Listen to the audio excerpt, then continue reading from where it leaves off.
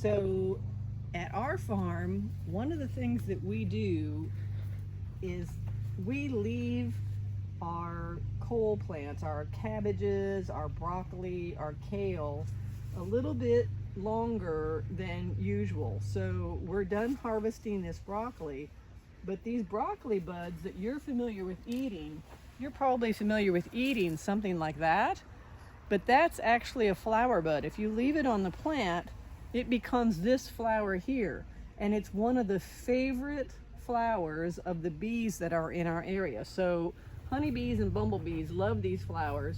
They are getting nectar from them, and if you look closely at these bees, I don't know if you can zoom in or not, but if you look really closely at these bees, you'll see that they're also getting pollen from these flowers. You'll see that their legs have little yellow, they have little yellow lumps on their legs. And so that's just something that we do because we know that the bees are important for our crops.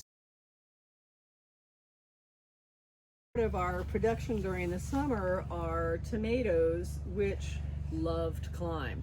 So any plant that makes a vine, it has a genetic pattern that causes it to want to climb up, we have to provide support for it. So this is a plastic trellis, and you can see that it's hanging from a metal fence, and that metal rod up there is part of the whole greenhouse structure.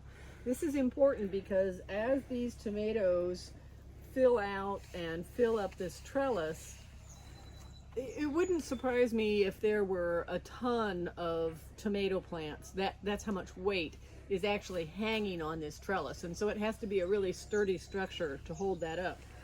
If the tomatoes are capable of climbing up like that and they have plenty of air circulation,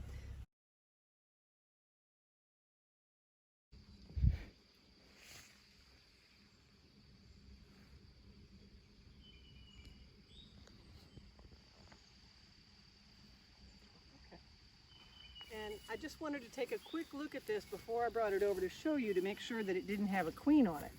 So this is a frame. You can see that the honeybees have drawn out, they've drawn out all of the cells, and they've put nectar in here, and this is capped honey over here at the side. See how it's all capped off?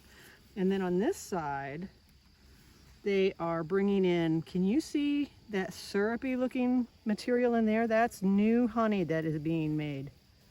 There's a little bee that's taking a drink right there. See it? And this is an area that's being prepared. The queen might lay some eggs in here, and they might raise some baby bees in there. And when they do that, they like to have honey at the sides in order so that there's plenty to feed the bees and to feed the workers who are taking care of the bees. All right, we're off. We've come over to see the goat herd. And the goats really love their own afternoon snack. So I have a little snack for them here.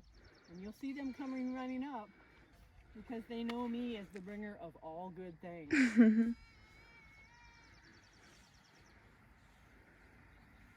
Hi, goats.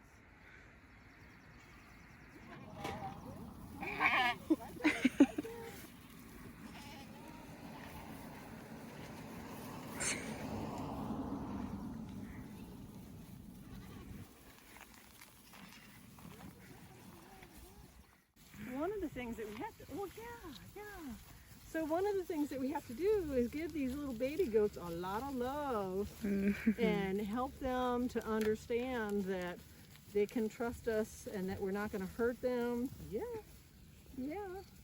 And they love to be scratched behind. They have little start. Can you see that little start of the horn that's starting right there? Yeah. Little baby horns coming out. Yeah. They like to be scratched around their horns. They like to be scratched behind their ears. And mostly what they love the most is to be put down so they can be free to run.